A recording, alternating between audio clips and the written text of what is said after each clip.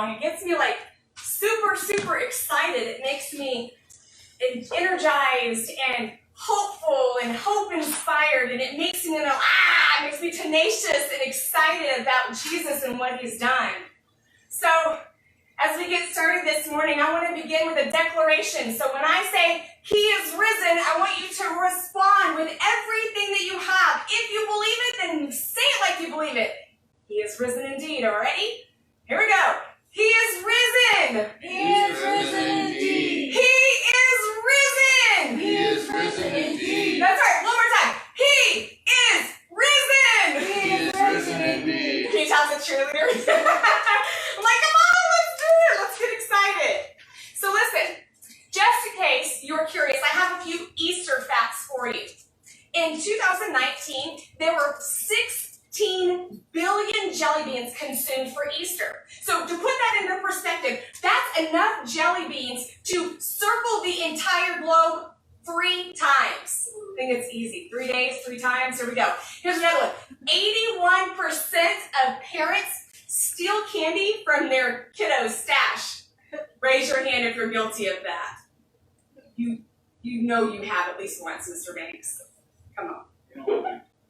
All right, here's one more. According to a recent study, Americans can get a bit particular in how they consume their chocolate bunnies. Here's what they found out. They found out that 59% of Americans eat the ears first, 4% eat the tail first, and 4% eat the feet first. That leaves 33% who have no preference.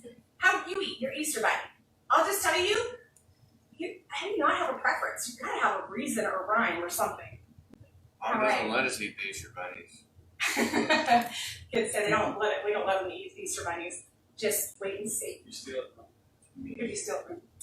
So, have you ever stopped to consider why Easter is the most attended service of the entire year?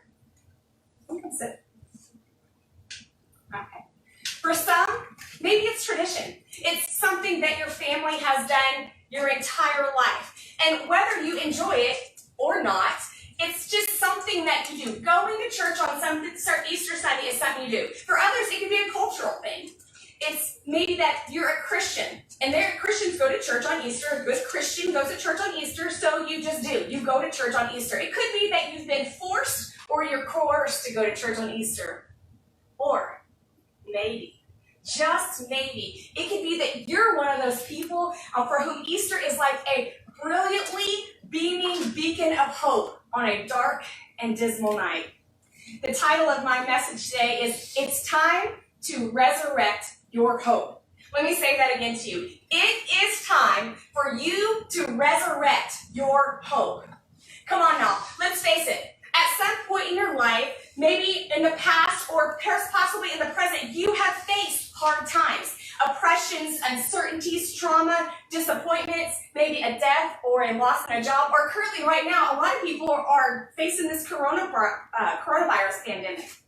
Situations in life that shake, rattle, and roll your emotions. Times of life that fiercely grip your heart and infuse it with fear, with doubt, dread, worry, with apprehension. Amidst and amongst what you have been through or what you are currently going through, you need to know this. You can have hope. Think about it for a moment. If Jesus, the one who is hope, is living inside of you, empowering you, strengthening you, and sustaining you, if Jesus overcame death, hell, and the grave, is there anything that can stand against you? Is there anything that Jesus, and therefore you, cannot conquer? No. Thank you for answering. That's right. No! If life has handed you some hard blows and you're feeling it a bit difficult to find your way out, I'd encourage you to come along with me. Let's take a walk down memory lane and imagine the first Easter weekend. 2,000 years ago, on what we now call Good Friday, Jesus was questioned and then condemned to death. They spat in his face. They pulled out his beard. They brutally beat him and tortured him. They placed a crown of thorns on his head and mercilessly mocked him. Then Jesus, spurred on by deep passion for you and for me, He carried his own cross to his undeserved, unwarranted, unfair, cruel crucifixion. And then, in the middle of the day, darkness overcame the earth, and the brilliance of the sun ceased to be. When Jesus breathed his last, an extravagant void was created. The darkness not only shrouded the sun, but also the hearts of those who loved him. Instantaneously, life as usual would be no more. Life as they knew it was forever changed. And for those who knew him, for those who loved him, the world completely stopped. I'd say that the beginning of the first Easter weekend was anything but good. It was anything but hopeful. It was one of the most dark, despondent, desperate, and discouraging times in history that history has ever known. So can you sense? Can you feel? Can you imagine what Jesus' death, the confusion that Jesus' death must have caused? Can you imagine the upset, the heartbreak for his disciples, for his family, for his friends, and so many more? Their Messiah had died, and with him, so had their hope. Do you think they wondered if maybe they misunderstood him? Did they misunderstand his words? Misunderstand his actions? Do you think they, can you imagine what his friends and family felt like? Can you imagine them? I can imagine them standing there at the foot of the cross, staring at his broken body, scratching their heads, brows furrowed, blinking hard to try to make sense of what they are seeing and what they just witnessed. In utter shock and disbelief, did they say to one another, "Didn't he tell us, I am the light of the world? How can he possibly be the light of the world if his light has been snuffed out?" Did they wonder if they had misplaced their hope? For the one they had placed their hope in had ceased to live. What do you do when your hope dies? What do you do when the thing that you've invested yourself in, the thing that you've believed in, the thing that you've dreamt in takes its final breath? What do you do? How do you respond when you put your eggs all in one basket and that basket is smashed to bits? How do you move forward when fear and dread replace your radical, tenacious faith? How do you process through the fact that life used to be filled with joy and excitement and wonder and is now filled with despondency and inconsolable grief? How do you sit back and watch your dreams be transformed into a nightmare and not lose your confidence? I'd like to propose to you that the answer is found in hope, specifically the one who is hope. While growing up, as far back as I can remember, I dreamt of being a mom. Yes, I wanted to do other things. I had other ambitions and things, but the one thing that remained constant throughout it all was that I wanted to be a mama. 21 years ago, almost to this day, I was 37 weeks pregnant with my first baby. I was both super excited about my baby's arrival, but I was also a bit anxious about being a mother. Although I'd had a couple of sonograms, we weren't able to find out the sex of our baby. But one day, her father and I sat down almost as given a spiritual gift of knowledge. We both just knew that the baby I was carrying was a girl. And to not over-spiritualize it, but indeed it had to have been supernatural, we both agreed that our daughter's name would be McKenna Gage. The next day, I remember driving home from work as usual. I turned up the radio as loud as I could. You see, McKenna loved the thumping bass of the songs that I played, and I had come to enjoy the routine that her and I had developed. I would sing, and she would dance in my tummy. But this day was different. McKenna, no matter what I did, would not move. I tried to remain calm and not panic, but I had a sense deep down inside of me that something was off. So I called my OB and I said, I have an appointment coming up soon, but can we just go ahead and move it to tomorrow? And they agreed. The next day, my mother and I went thrift store, that's a hard word to say together, shopping before my OB appointment. And we tried to go about business as usual, but again, I knew inside of me that something was terribly wrong. When we got inside the exam room, I asked the nurse, so is it normal for babies to stop moving toward the end of a pregnancy? The nurse practically ran out of the room, and the next thing I know, my doctor is doing an ultrasound on me. The doctor didn't have to say a word. My heart already knew what her face was saying. McKenna was gone. In one fell swoop, I experienced one of the most horrific things of my life. The unexpected death of years of dreaming, of desiring, of envisioning, of wishing, and of hoping. In an astronomically expedient fashion, before I could think, before I could blink, I felt like what seemed like a lifetime of dreaming and envisioning and imagining, they were simply no more. My heart felt like it was being ripped into shreds. I was confused and I was unsure. I felt like my soul was being tossed around like a boat with no anchor, nothing to grab onto, nothing steady and sure to plant my feet upon. Like a voracious wolf, grief consumed me. It swallowed me whole. See, not one thing could give me joy or peace. There was nothing that would numb the pain because there was nothing that would bring my baby girl back. McKenna was dead, and so was my hope. I've sometimes wondered, is this what Jesus' mother felt when she sat there and looked up at her son on the cross? Did his disciples and family and friend, did they feel something similar to that on that first Good Friday? Did they feel that hope had betrayed them and abandoned them? Did they feel short-sighted? Did they feel stupid for believing, for hoping, for trusting? Sorrow and grief, if it's contained and handled well, it can be therapeutic and can actually aid in recovery. You see, Jesus himself, he was familiar with grief. Isaiah 53:3 says that Jesus was described as a man of sorrows, acquainted with deepest grief. Stop and let this sink in for just a moment. Jesus, the King of the universe. Jesus, the Lion of Judah. Jesus, the bright and morning star, our Redeemer, our Helper, our hope, our Deliverer, was acquainted with deepest grief. It's important to remember that Jesus, while here on this earth, though he was God, he did not think of equality with God as something to cling to. Instead, he gave up his divine privileges and was born as a human being. So, how did Jesus do it? How did he grieve and not lose hope? How do you not lose hope when the thing that you've put your hopes in dies? I'll tell you how. Better yet, I'm going to tell you who.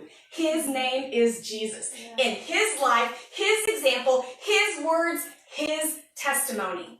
See, like Jesus, you weren't created to stay enshrined in a tomb that's called hope deferred, but rather to be resurrected, to be rejuvenated and recovered, to be radically and righteously restored.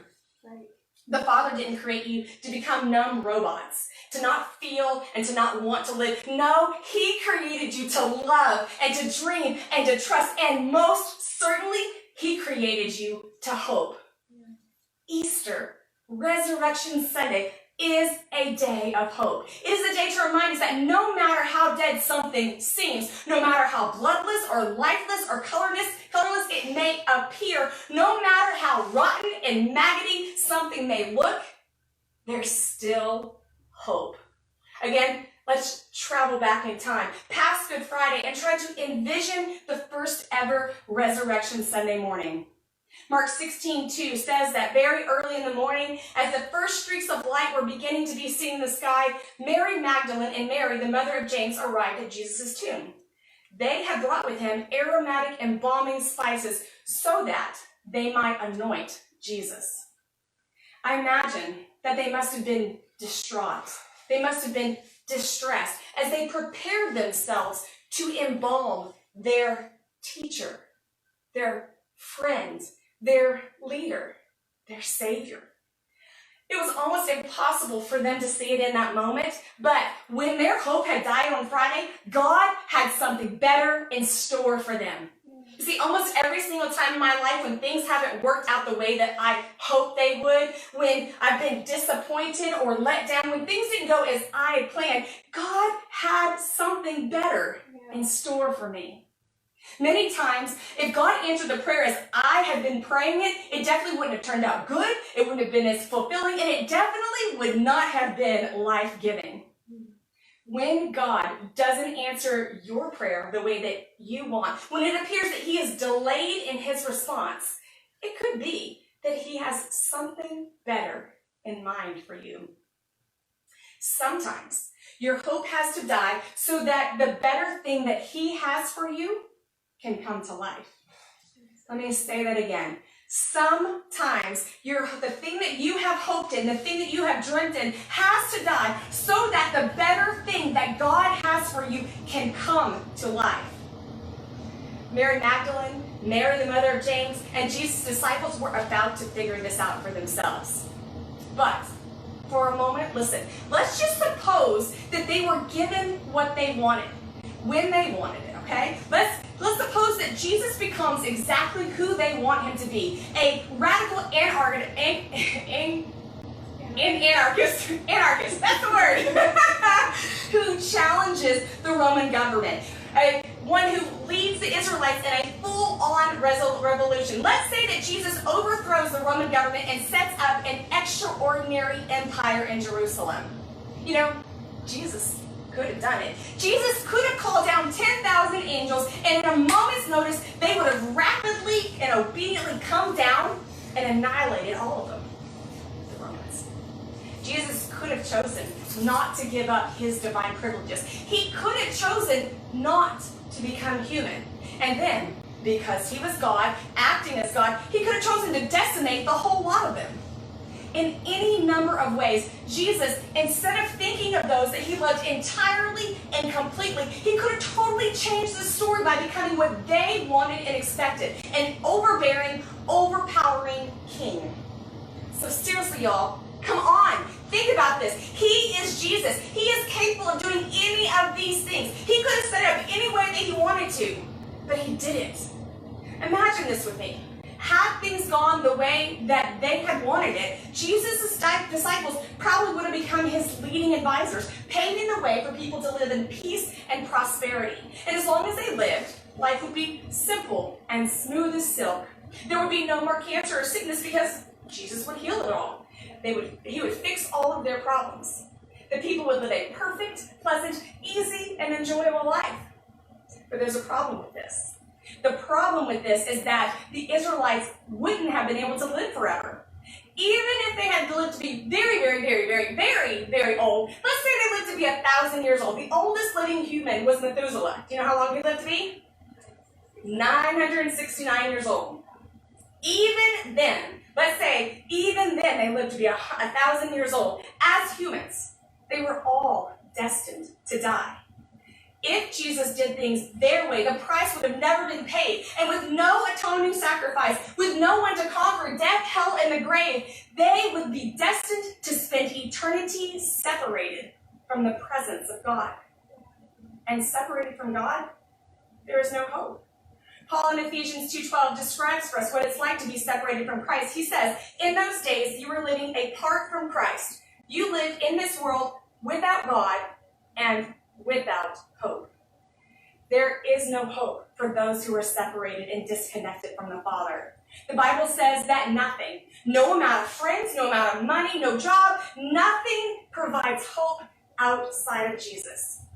And this is why the Easter story gives us hope. This is why we can look to Good Friday, a day that may appear to be empty to all good, and not look at it with sorrow. We don't look at it with regret, but with anticipation and with delight. For us as Christians, Good Friday is a day of victory.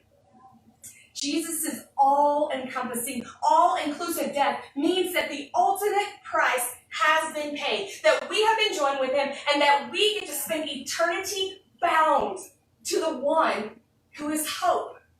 So going back to the scriptures, when Mary Magdalene and Mary, mother of James, arrived at the tomb, the stone had already been rolled aside. So let me just tell you as a side note, I remember a few years back hearing a sermon, and in that sermon I realized that I had spent most of my life thinking that the stone was rolled away to let Jesus out of the tomb. I realized I had believed that Jesus was somehow trapped inside the tomb, and the only way to get him out was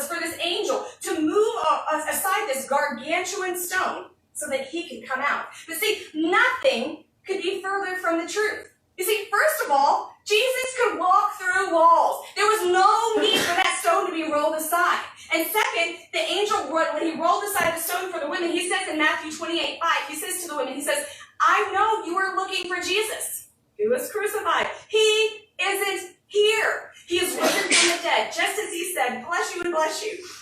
Just as he said it would happen. Come see where his body was lying. The stone was rolled away, not to let Jesus out, but to let us in. With the stone rolled out of the women's way, they could see. They could see that Jesus wasn't there. They could see the empty spot where his body once was. They could witness the power of his resurrection, and filled with wonder, filled with awe, they were once again filled with hope. When someone makes a promise to you and then they fulfill their promise, how does it make you feel? One of the things that a fulfilled promise does is it causes you to have hope. Think about it. Hey, that person said they do X, Y, Z, and they did it. Look at that. Jesus promised them in Matthew 16:21 that he would suffer many terrible things at the hands of the elders, the leading priests, the teachers of the religious law, that he would be killed, but on the third day, he would be raised from the dead. That day, when Jesus did what he promised, when what he promised came true, it provoked them, and listen, it should provoke you to realize that you can take Jesus at his word, that what he says will come to pass. It should inspire you to hope. There's other promises that are infused in this Easter message. Let me give you a few. Jesus promises that he will be with us always. Matthew 28:20, he says, and be sure of this, I am with you always. How long is he with you? Always. Even to the end of the age. That's a long time. Jesus promises that he'll be with us in difficult times. Isaiah 43:2 says, when, not if, when you pass through the deep stormy sea, you can count on me to be there with you. Jesus promises that he will meet us at our doubts and overcome our doubts with his proof. In John 20:24-29, when Thomas declared, I won't believe it unless I see the nail wounds in his hands and put my fingers into it until I place my hands into his wound on the side. And guess what Jesus does? What does Jesus do? Jesus, full of compassion, full of love, he doesn't chastise Thomas. Rather, he meets Thomas at his doubt. Jesus says to him, Thomas, put your finger here. Look at my hands. Put your hand into the wound in my side. Don't be faithless any longer. Believe. See, you were created by the greatest hoper of all time. You were created by hope, for hope, to hope. In other words, Jesus, the one who is hope, Jesus, the hope of the nations, Jesus, the one whose name, just his name alone, it spreads and declares and fulfills hope all over the world. You were made for the purpose of releasing and revealing hope to others. You were created to be hopeful. You were created to be hope-filled. You were created to be hope-inspiring, to be a radical, hope-tastic hoper. And you were created to show others, to teach others how to do the same. So you might be thinking, Candace, that sounds great, but how do I do that? Good question. 1 Peter 3:15 says, if someone asks you about your hope as a believer, always be ready to explain it. This tells us that people are going to come to us. They are going to come to us and say things such as like, listen, this world is a bit cray-cray. This corona thing, people are freaking out and all over the place. How are you peaceful and how are you hopeful even amongst this chaos? I know this because this is something that happens to me pretty frequently, especially once people begin to hear my testimony. They hear my story. They hear of all the things that I have walked through and overcome victoriously. Here's a few scriptures to back up my claims that you can have hope. David in Psalm 16:8-9, he says, I have set the Lord always before me. Because he is at my right hand, I shall not be moved. Therefore, my heart is glad and my glory rejoices. My flesh will rest in hope. What will his flesh rest in? Hope. Your flesh will rest in hope. 1 Peter 1:3 says, we are reborn to experience a living, energetic hope through the resurrection of Jesus Christ from the dead. Were you reborn to experience a dead hope? No, a living, energetic hope.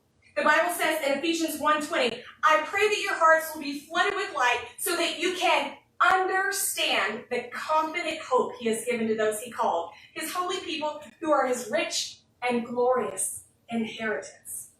You have been destined to comprehend. Hope doesn't have to be something far away. You can understand it and understand it. Therefore, I'm going to say this to you one more time. You were created by and in the image of the greatest hoper of all time. You were created by hope, for hope, to hope. And if Jesus is living inside of you, there should be a geyser of hope inside of you, ready to spew forth anytime, anywhere, wherever, and to whoever. At the beach, on the street, in your car, near or far. You get the point. Part of your calling, your destiny, your inheritance is to act as a representative of the one who is hope, the one who spreads, declares, reveals, and releases hope to others. You are to be a hopeful, hope-filled, hope-inspiring, radical, hope-tastic hoper. And you were created to show others and to teach others to do the same. So I asked the question earlier, what do you do when your hope is dead? How do you go from a place of there to walking in hope? To find the answer, let's go back to the Gospel of Luke in chapter 24, where two of Jesus' followers were walking down the road to Emmaus, and they were talking about all that had happened. From this passage, I'm going to bring you three promises. Number one, Jesus will walk with you. Say, Jesus will walk with me. Jesus will walk with me. That's right. Jesus will walk with me. Verse 15 says, as they talked and discussed these things, Jesus himself suddenly came and began walking with them. But God kept them from recognizing him. When I was trying to heal from the loss of my daughter, there would be times where grief would threaten to overtake me, overwhelm me, completely consume me. And I'd close my eyes and I would cry out to Jesus. Now, I would have this picture often that would happen. And it's so hard, when you have these visions, when you have these encounters with Jesus, it totally makes sense, but yet it doesn't make sense. But I'm going to do my best to explain it to you. So it would be like when I would close my eyes and I would ask Jesus to draw near, it was almost like I could picture Jesus as like this really large, lazy boy recliner. And I would just fall. I would just dive down into him. And Jesus would hold me, and he would cuddle me, and he would comfort me. And I knew that no matter how bad it got, I didn't have to go through it alone. Promise number two, Jesus wants to talk with you about what is concerning you. Say, Jesus wants to talk with me. Jesus wants to talk to me about what is concerning me. About what is concerning me. Good. Luke 24:17-19 says, Jesus asked them, what are you discussing so intently as you walk along? They stopped short, sadness written across their faces. Then one of them, Cleopas, responded, you must be the only person in Jerusalem who hasn't heard about all the things that have happened here in these last few days. Jesus says, what things? The things that happened to Jesus, the man from Nazareth, they said. And then the men continued by sharing all that they had transpired. You see, in good relationships, we share our burdens with others through conversation. Although Jesus knew what they were sad about, although Jesus knew what was troubling their hearts, with great care, with great intentionality, he pulls them close. He sparks a conversation with it, and then he listens attentively while they bore their burdens with him. One of the ways that I was able to see Jesus when I was processing the loss of McKenna and how I found him was people would come alongside me. They would listen to me as I shared moments of McKenna's life, her short life in my body. They would listen to me tell stories of things that I remembered and the things that I was sad about. And they would just walk alongside with me and come close to me and listen to my concerns. Jesus wanted to have a relationship with the men on the road of Emmaus, and he wants to have a relationship with you. Promise number 3, Jesus will reveal himself to you. Say, Jesus will reveal himself to me. Jesus will reveal himself to me. It's true. Luke tells us that as the men's journey to Emmaus was coming to a close, it appeared that Jesus wouldn't be coming with them. They begged Jesus to come back to their house with them, and he did. Beginning with verse 30, it says, as they sat down to eat, Jesus took the bread and blessed it. Then he broke it and gave it to them. Suddenly, say suddenly. Suddenly, I love the suddenlies of God. Suddenly, their eyes were opened and they recognized him. While I was recovering from McKenna's loss, there would be times along the way in my healing, and even to this day, where suddenly, out of nowhere, Jesus would have revealed himself to me. One of the ways that he does this is through what I like to call hearts from heaven. And really, all that hearts from heaven for me is just randomly placed hearts, maybe in my food or along the path that I'm walking on. Maybe it's in a cloud in the sky. Often, they're barely discernible. But see, it's when I've invited Jesus to come into my home, which is my heart, and when I've sat down to dine with him, that he reveals himself to me. Today, Resurrection Sunday, is a great day for you to do as Hebrews 10:23 says, to cling tightly to the hope that lives within you, knowing that God always keeps his promises. I exhort you today to do as Paul did in Colossians 1:23. He said that no matter what throws at you in life, never, ever, never, never, ever, never, never, never be shaken from the hope of the gospel that you have already believed in. Jesus could not bear the thought of eternity without you, so he bore the nails on the cross. God loves you so, so, so much that he would rather die than risk spending eternity without you. Jesus, out of great love and compassion for you, being willing to give it all for you, even his own life for you, he gave everything for you. Jesus decided long in advance, long before you could ever choose him, to choose you. So today, I'd ask you this question. Have you chosen Jesus? Have you made him your Lord and Savior? Do you want to choose him? Would you choose him back? I'm going to invite my husband and my kiddos to come up. Kelly's going to close us out with a prayer or a declaration or activation, and the kids are going to sing. Thank you, Candace, for that.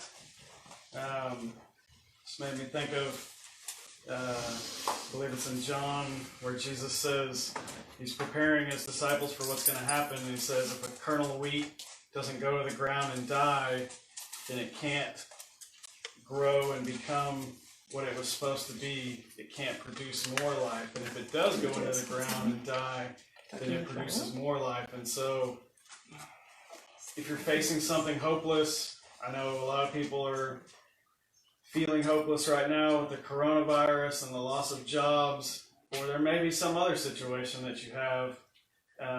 Just think about that kernel of wheat, that dream, that job, that provision, that way of life that you know might have fallen to the ground and died. But Jesus gives us hope because he was the first to raise back from the dead, and he made a way for all of us to come to life, to know life that doesn't end, to know hope. So put your hope in him and have a good Easter.